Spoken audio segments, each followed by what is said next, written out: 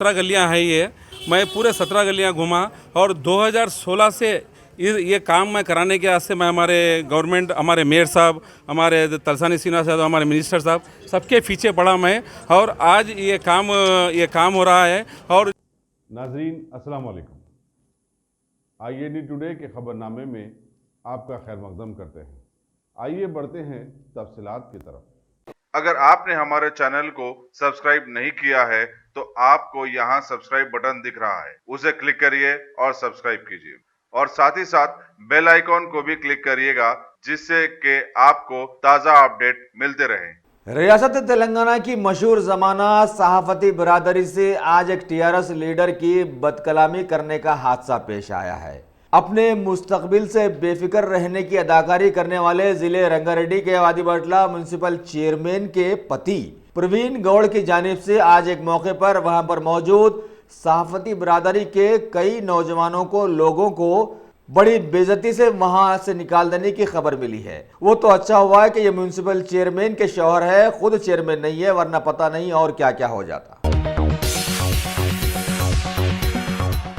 हमारे मुल्क भारत के साथ साथ रियासत तेलंगाना में भी दुनिया के मशहूर व मारूफ बनकर दहशत फैला देने वाले और हराम की ग़िज़ा इस्तेमाल करने वालों को मौत की नींद सुलाने वाले कोरोना वायरस के शहर हैदराबाद में भी सरकारी तौर पर कुछ केसेस सामने आने के बाद तेलंगाना स्टेट महकमे RTC ने खुद हिफाजती इक़दाम करते हुए सालों से मैली कुचैली चलाई जाने वाली सभी RTC बसेस को धोकर चलाने के लिए ओहदेदारों को पाबंद किया है और अब आगे से कम महीने में शायद एक अदद बार इन बसेस को जरूर धोया जाएगा। जबकि महकमे रेलवे अरसे दराज से सैकड़ों डब्बों को रोजाना साफ सफाई करते हुए सभी महकमों को इसकी तरगीब देता आ रहा है।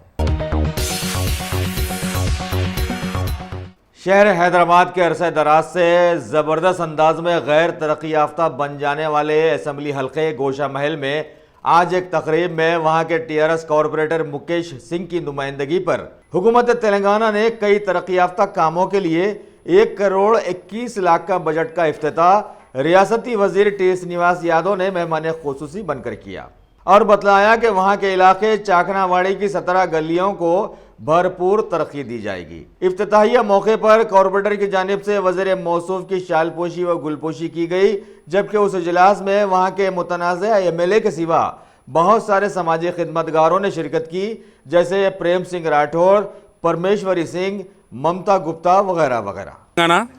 2016 में कॉरपोरेटर इलेक्शन हुआ, जब उस दौरान मैं ये एरिया का दौरा करता था और ये पूरे जो 17 गलियां हैं ये मैं पूरे 17 गलियां घूमा और 2016 से ये काम मैं कराने के वास्ते मैं हमारे गवर्नमेंट, हमारे मेयर साहब, हमारे तलसानी सिन्हा साहब, हमारे मिनिस्टर साहब, सबके पीछे पड़ा मैं और आज ये काम हो रहा है। और जो 1 करोड़ 21 लाख का ये जो काम है, जो यहाँ 17 गली कही जाती है और ये 17 गलियों में जो कच्चे मोरियाँ आती है वो मोरियाँ निकाल के हम पक्के मोरियाँ और सेरो लाइन डालेंगे।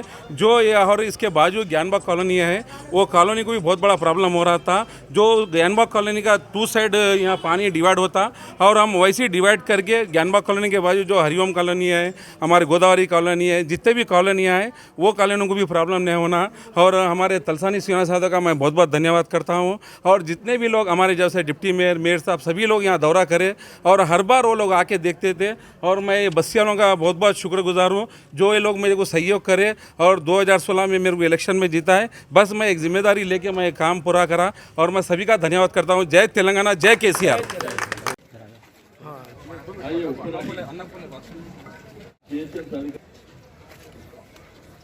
కార్పొరేటర్లకు అధికారులకు మా ఇన్ఛార్జ్ గారికి స్థానిక బస్తీ వాస్తవ్యులు GSMC వాటర్ వర్క్స్ इलेक्ट्रिसिटी अधिकारुలకు అందరికీ पुलिस अधिकारी यहाँ पे एक 50 साल से ऐसा मसला है ये चाकनावाड़ी का 11 सैंक्शन से लास्ट टाइम बरसात गिरे जब मैं आया था हमारे कॉरपोरेटर्स हमारे लीडर्स बोले कि यहाँ से लेके बहुत बड़ा मसला है सीवरेज का। ये सीवरेज ఏంటంటే మనకు వర్షాలు పడ్డప్పుడు కానీ రెగ్యులర్ యాక్టివిటీలో 11 బస్తీలకు సంబంధించిన వాళ్ళు చాలా ఇబ్బందులు పడుతున్నటువంటిది మీరందరూ చూసారు కలర్. అయితే వాటర్ వర్క్స్ ఎండి గారికి నేను ఈ సందర్భంగా మనస్ఫూర్తిగా అభినందనలు తెలియజేస్తున్నా. ఆ రోజు నేను చెప్పిన వెంటనే 1,21,22,000 శాంక్షన్ చేశాను. ఈ ప్రాజెక్ట్ కాస్టే 1,21,22,000. అయితే దీనివల్ల ఏంటంటే ఈ సివరేజ్ ప్రాబ్లం వల్ల ఈ 11 బస్తీ ఏరియాస్ కానివ్వండి, सेम टाइम ज्ञान बाग वाला కూడా ఇబ్బంది తగ్గుతుంది. तो इसलिए मैं सबसे गुजारिश है कि ये పొల్యూషన్ ప్రాబ్లం भी సాల్వ్ हो जाता. అయితే దీంట్లో కూడా ఈ పక్కన ఉన్నటువంటి టాయిలెట్స్, జిహెచ్ఎంసీ టాయిలెట్స్ అవి ఐడల్గా ఉన్నాయి కాబట్టి యాక్టివిటీ లేదు కాబట్టి నేను డీసీ గారికి చెప్పిన ఇప్పుడే. అదేవిధంగా టౌన్ ప్లానింగ్ ఏసీపీ మెహర్ ఫోర్ పక్కడికి చాలా ఉన్నారు. ఆ మెహర్కు కూడా చెప్పిన ఇమ్మీడియట్ అది డెమాలిష్ చేయమని చెప్పేసి. డెమాలిష్ చెప్పి అన్నామా అది అవసరం లేదు. डेमोलिश करे बाद कम्युनिटी हॉल अच्छा बना के टॉयलेट के प्रोविजन उसमें लगाएंगे बोलते हैं. మీకు సఫిషియెంట్ గా వాటర్ ఇచ్చే బాధ్యత మాది. ఓకే,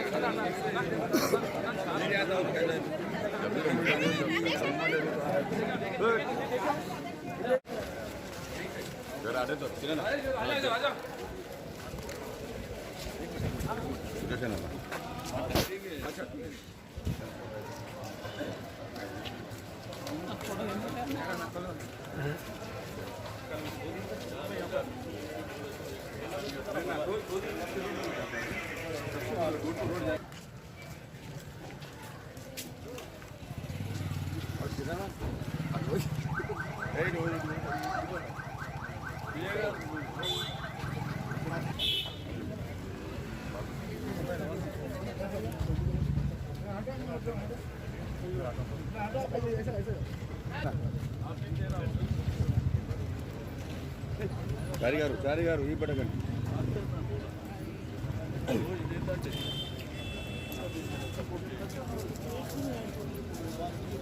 क्या करते हैं हम मिलते मजा खाते मजा आता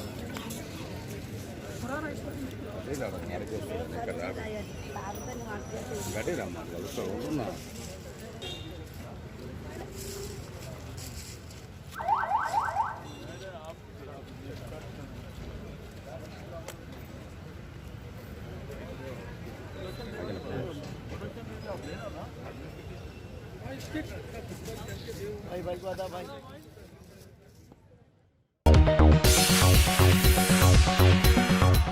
रियासत तेलंगाना के बरकी महकमे की लापरवाहियां अरसे दराज से यहां पर आम बात हो गई हैं, जिसकी वजह से फी जमाना आवाम के साथ साथ अब महकमे के अहदेदारों के लिए भी अरसे दराज से कोई हिफाजती इक़दामात नहीं हैं, जिसकी वजह से आए दिन हादसा रोनुमा होते ही रहे हैं और रहते हैं।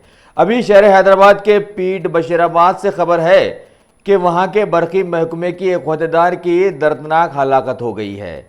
वो है एक 40 साला नंदलाल नामी पावर कॉन्ट्रैक्टर, जिसके काम के दौरान बरकी के झटके से वो हलाक हो गया है। मुकामी पुलिस ने सीधे केस बुक करके तहकीकात शुरू कर दी है, जबकि अरसे दराज से यही साबित होता आ रहा है कि गलती मरने वाले की ही होती है ना। शहर हैदराबाद के महकमे एक्साइज के सीआई उपेंद्र और एनडीपीएस के एसआई चंद्रमौली ने आज एक इत्तला पर कार्रवाई करते हुए मैरिजुआना की बड़ी स्मगलिंग को नाकाम बना दिया और इस सिलसिले में 2 आदमियों को जो दिल्ली से ताल्लुक रखते हैं गिरफ्तार करते हुए उनके पास से करीब 14 लाख मालियाती 220 किलोग्राम मैरिजुआना को बरामद करते हुए उनके 3 सेलफोन्स और 21,000 की नकद रकम समेत जब्त कर लिया और मजीद तहकीकात भी शुरू कर दी है। గంజాయి తరలిస్తున్నారనే సమాచారం మేరకు అనకాపల్లి రింగ్ రోడ్ జంక్షన్ వద్ద మేము మరియు ఎన్డీపీఎస్ సెల్ సిబ్బంది కలిసి వాహనం తనిఖీ చేస్తుండగా ఒక హోండా సిటీ కార్ని అనుమానాస్పదంగా అదుపులోకి తీసుకుని దాంట్లో చెక్ చేయగా 220 కేజీల గాంజాయిని కనుగొనడం జరిగింది. అలాగే ఈ 220 కేజీలు ఇది ఎక్కడి నుంచి వస్తుంది, ఏజెన్సీ ప్రాంతం నుంచి ఢిల్లీకి తరలిస్తున్నారు. ఈ తరలించిన వాళ్ళు ఇద్దరు కూడా ఢిల్లీ ప్రాంతానికి చెందిన వారు. దీంతోపాటు వీళ్ళ దగ్గర నుంచి మనం హోండా సిటీ కార్ని 220 కేజీల గాంజాయిని, అలాగే 3 సెల్ ఫోన్స్ని, అలాగే 21,000 క్యాష్ని కూడా సీజ్ చేయడం జరిగింది. ఈ గాంజాల కీలకపాత్ర జువేద్ ఖాన్ అని చెప్పి తాను వీళ్ళకి మధ్యవర్తిగా వ్యవహరించి ఏజెన్సీ ప్రాంతం నుంచి ఢిల్లీకి తీసుకెళ్తారు. వీళ్ళు ఎలా అవుతారంటే కేజీకి 6,000 రూపాయలు చొప్పున సుమారు 13,50,000 రూపాయల గాంజాని మనం ఈరోజు ఉదయం సీజ్ చేయడం అయింది. ఇందులో ఈ ముద్దాయిలు ఢిల్లీ ప్రాంతానికి చెందిన వారిలో ఒకరు రాజ్వీర్, ఎంద్రవన్, సురేష్ లాల్, వీళ్ళిద్దరూ కూడా ఢిల్లీ ప్రాంతానికి చెందినవారు. వీళ్ళు ఎక్కువగా హర్యానా అండ్ గుర్గాం, ఢిల్లీ ప్రాంతాల్లో డ్రగ్స్ ఎక్కువగా ఎడిక్ట్ ఫెలోస్ ఎక్కువగా ఉంటారు. దానివల్ల అక్కడ ఎక్కువగా డిమాండ్ ఉండడం వల్ల వీళ్ళు ఈ గాంజాని చాలా ఈజీగా మన అనకాపల్లి పై నుంచి ఢిల్లీకి ఇదే కారులో జరిగిన. ఈ కారు మరో విషయం ఏంటంటే ఈ కారు కూడా ఫేక్ నెంబర్ పెట్టి ఏపీ రిజిస్ట్రేషన్ మన ఏపీ వరకు నుంచి ఆ తర్వాత మళ్ళీ ఢిల్లీ యొక్క బోర్డుని తగిలించి వాళ్ళు తీసుకెళ్తూ ఉంటారు. దీనిపై మరింత వివరించి అసలు ఏజెన్సీ ప్రాంతంలో దీన్ని ఎవరి దగ్గర కొనుగోలు చేశారో, అలాగే అక్కడ ఎవరికి సప్లై చేస్తారో వాళ్ళని కూడా విచారించి త్వరలో వాళ్ళని కూడా అదుపులోకి తీసుకొని అరెస్ట్ చేయడం జరుగుతుంది.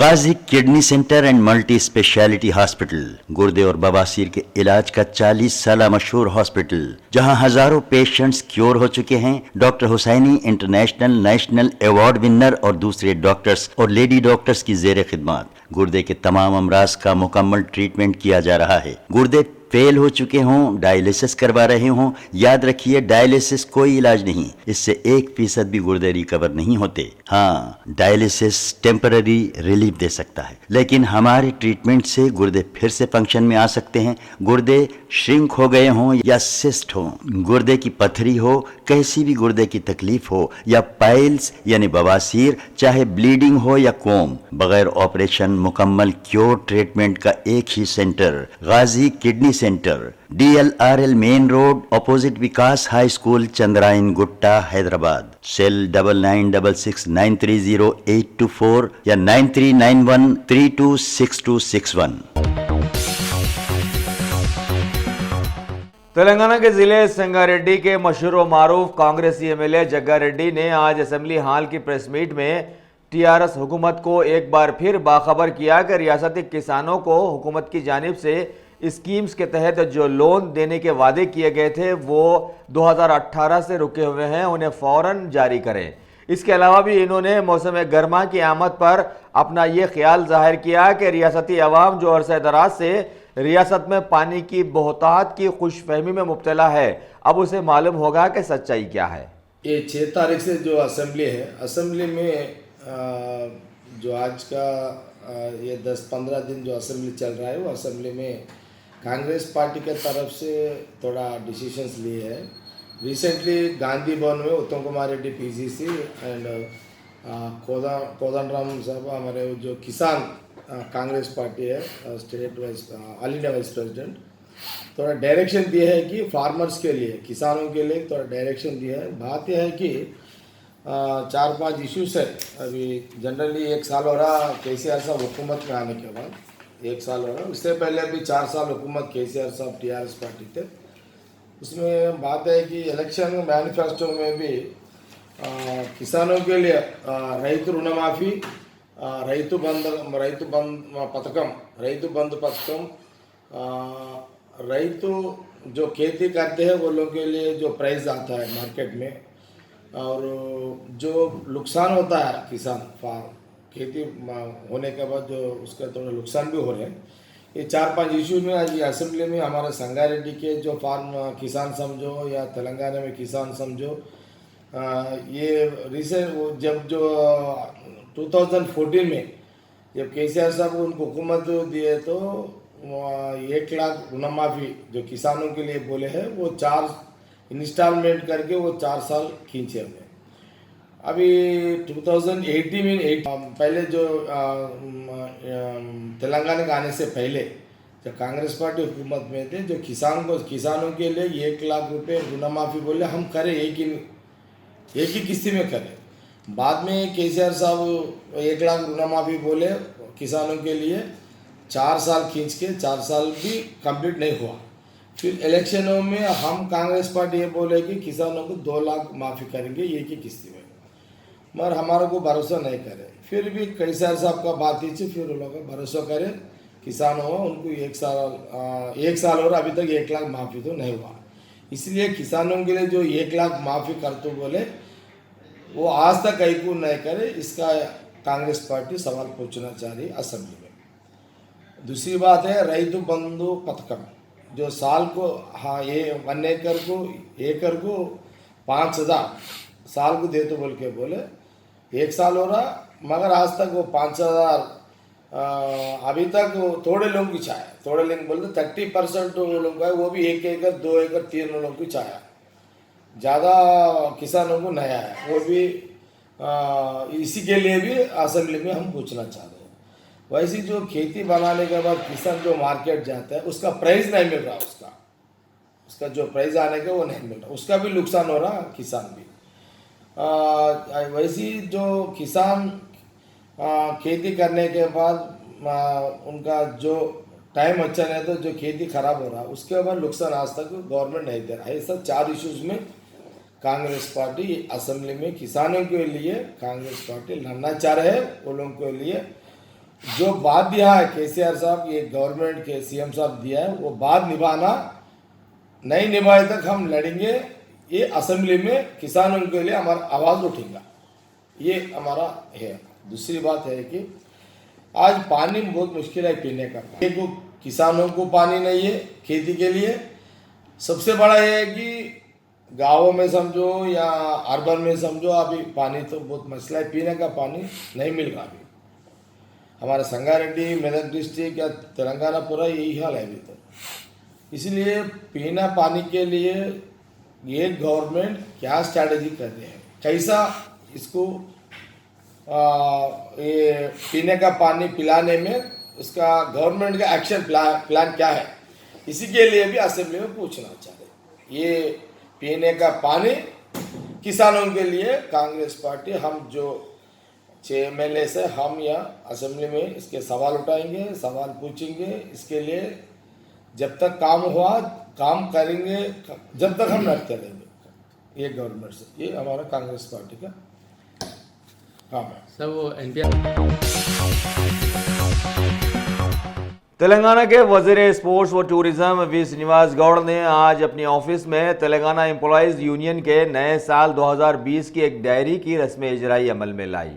इस मौके पर यूनियन के कई अहदेदारों के साथ साथ कई महकमा जाती अहदेदार भी वहां पर मौजूद थे।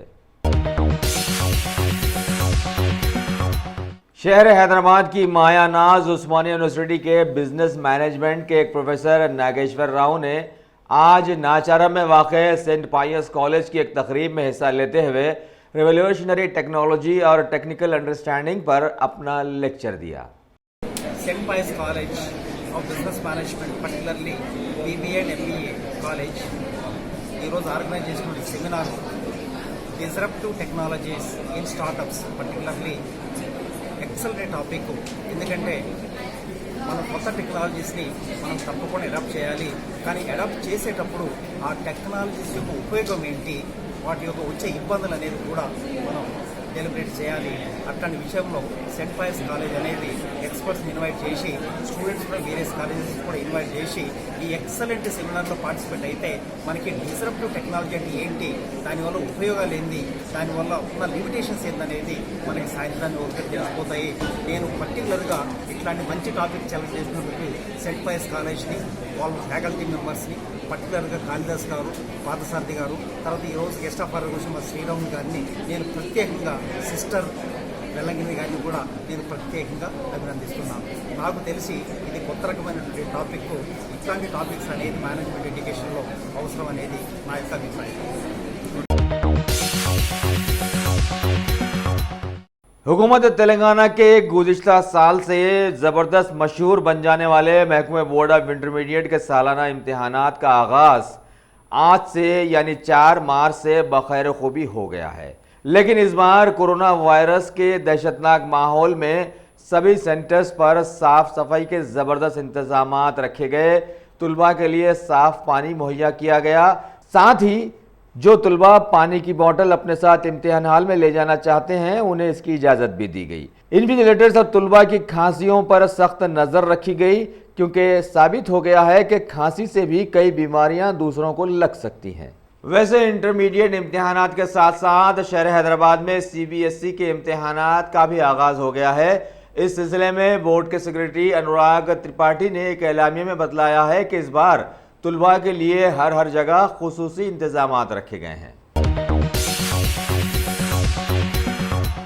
बीजेपी हुकूमत के मुतनाज़िया CAA, NRC व NPR बिल्स की मुखालिफत में जहां भारत की सभी रियासतों के साथ साथ बैरूनी ममालिक में भी ज़बरदस्त एहतजाजात चल रहे हैं, ऐसे माहौल में बीजेपी के लीडर्स के भड़काऊ भाषणों की वजह से बड़े ही मुनज़्ज़म अंदाज में दिल्ली में फसादात भड़क उठे और कई वायरल वीडियोस में हुकूमत की पुलिस की मौजूदगी में मुबैना RSS के कारकुनों के मौत का नंगा नाच करते हुए दिखलाया भी गया है और जिन्होंने एक बड़े इलाके को जलाकर खाकस्तर भी कर दिया है और कमज़ोर नहते मुसलमानों को हलाक करने का बड़ा तीर भी मार दिया। और हुकूमत की इस सिलसिले में मानाख़ैज़ खामोशी से ये भी जाहिर हुआ है कि शायद वो ऐसा ही चाहती थी। ऐसे में अभी छोटी सी अपोजिशन कांग्रेस के कायद राहुल गांधी ने आज बहुत सारे मुतासरा इलाकों का दौरा करते हुए वैसी ही चीखों पुकार की जैसा कि कुछ अरसे से सेक्युलर लीडर्स पुकारते रहे हैं और उनकी कोई सुनने वाला भी नहीं है, क्योंकि भारत के दानिश्वर अरसे दराज से कहते आ रहे हैं कि भारत में हुकूमत नाम की कोई चीज़ है ही नहीं, सिर्फ जंगल राज चल रहा है। ये जो स्कूल है ये हिंदुस्तान का भविष्य है और यहाँ पे नफरत और हिंसा ने इसे खत्म किया है, जलाया है। इससे किसी का फायदा नहीं हुआ है। हिंसा और नफरत तरक्की के दुश्मन है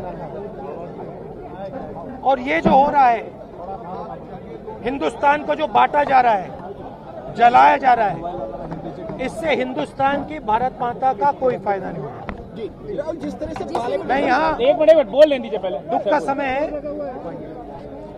यहाँ मैं इसलिए आया हूँ, सबको मिलकर प्यार से यहाँ काम करना पड़ेगा।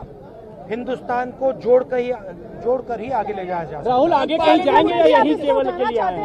यहाँ और भी कहीं जाएंगे राहुल? इस पर चर्चा होगी, संसद में आप लगातार उठाने की कोशिश कर रहे हैं, सरकार कह रही है होली के बाद चर्चा इस पर कराना चाहते हैं।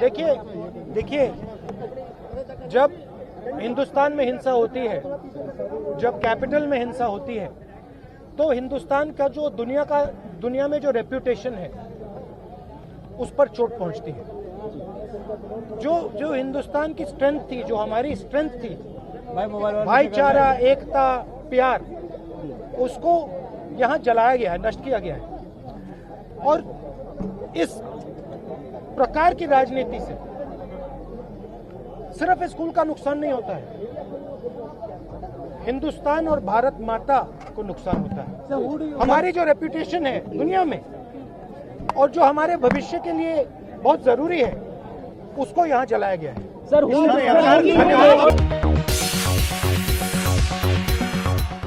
तेलंगाना के वजीर सहित इटाला राजेंद्र ने आज एक इजलास में कोरोना वायरस से दहशतजदा बन जाने वाली रियासती आवाम को समझाने की कोशिश की कि अभी तक सोशल मीडिया के जरिए जिस तरह की दहशत माहौल में फैलाई गई है उसमें सच्चाई बिल्कुल कम है। इन्होंने आगे मीडिया के जरिए बतलाया कि हुकूमत ने इस सिलसिले में काफ़ी एहतियाती इक़दाम किए हैं, जिसके तहत सिर्फ गवर्नमेंट हॉस्पिटल्स ही नहीं, कई प्राइवेट हॉस्पिटल्स में भी ऐसे इन्फेक्शंस के इलाज और मुआवजे के इंतजामात बिल्कुल तैयार रखे गए हैं। साथ ही सिकंदराबाद के महिंद्रा हिल्स में अभी सैनिटेशन ड्राइव का एहतमाम भी किया गया।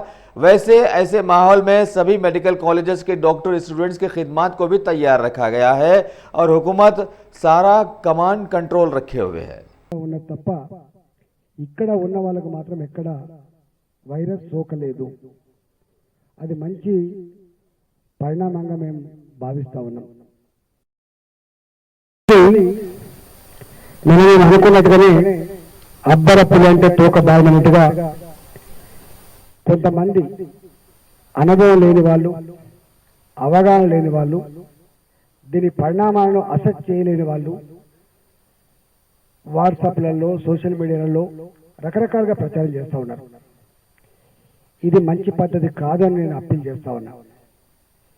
ఇది బాగా జిమ్మదాతాలతో కూడుకున్న అంశం. ఇది కొద్దిమంది స్వీయ మానసికమైన ధోరణికి సంబంధించినటువంటి విషయం కాదు కాబట్టి, ఇది మీ సొంత విషయం కాదు కాబట్టి, మజాక్ చేసే విషయం కాదు కాబట్టి, ప్రజల ప్రాణాలకు సంబంధించిన అంశం కాబట్టి దయచేసి దాని కన్సర్న్ని, దాని గ్రావిటీని అర్థం చేసుకోమని చెప్పి నేను కోరుతా ఉన్నా.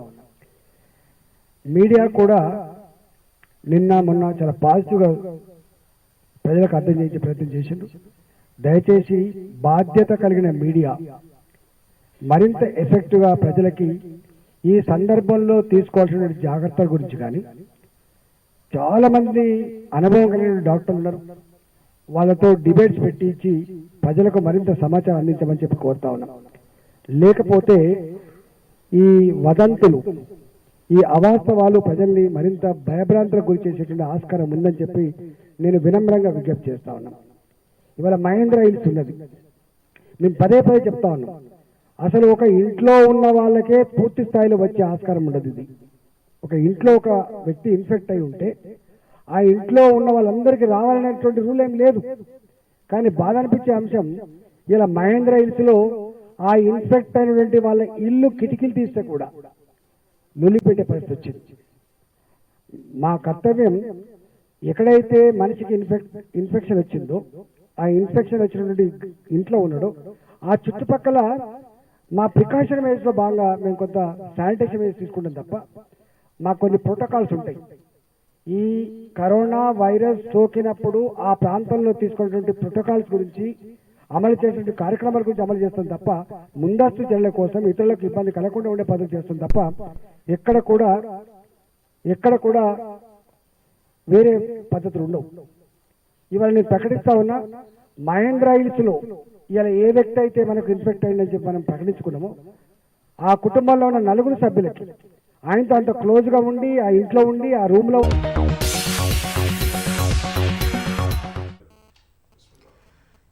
भारत के साबिक अनजानी वजीर खजाना की जगह को पुर करने वाली निर्मला सीतारामन ने आज राजधानी दिल्ली में एहतमाम किए गए एक इजलास में बहुत सारे मामलों पर तबसरा करते हुए खास तौर पर मुल्क में फैल जाने वाले कोरोना वायरस को मौजूद बहस बनाया।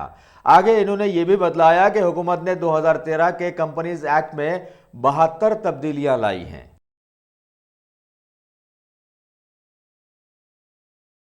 Between July and February, a lot of consultation took place with the industry. We had a lot of inputs again coming from them in making ease of doing business a lot more meaningful. There was also a group of ministers which went into looking at the Companies Act and seeing how many such sections have something which worries the business and makes it difficult for them to do every bit of compliance. And therefore, the group of ministers, the pre-budget consultation, all resulted in a lot of suggestions which then we went through the process of looking at the Companies Act. Now, therefore, we went with a proposal to the cabinet in which we suggested 72 changes to 65 sections. Meaning, for those 72 changes, we need to amend 65 sections of the Companies Act, which was passed in 2013. And all of you are quite aware, between 2013 and today, this particular act has gone through repeated, stakeholder consultation and also taking a lot of input and amending so that it results in greater ease for the companies which have to follow. So as a result, in this particular set of amendments, the priority is to decriminalize this act. So majority of what is being changed is to remove those particular sections or particular, technical requirements, all of which result in giving a criminality to the offense which may not be at all intended to be malified. So what we have done is 72 changes, all of which have been approved by the cabinet, which will result in amending 65 sections. The major thrust, of course, is looking at ease of doing business and decriminalizing. A1 township की एक और नई पेशकश जहांगीर पीर दरगाह से 2 kilometre पहले multinational companies के करीब, जो कि बिल्कुल आबादी से लगा हुआ, बेंगलोर हाईवे से सिर्फ 5.5 किलोमीटर, बीटी रोड से लगा हुआ, तमाम डेवलपमेंट के साथ 5,50,000 में 100 गज का प्लॉट। A1 टाउनशिप में आपका ये छोटा सा इन्वेस्टमेंट आपका और आपके बच्चों का मुस्तकबिल बदल सकता है। आज ही तशरीफ लाएं और A1 टाउनशिप के इस प्रोजेक्ट से फायदा उठाएं। Office at pillar number 235, opposite fisheries department, Rajendra Nagar, Hyderabad.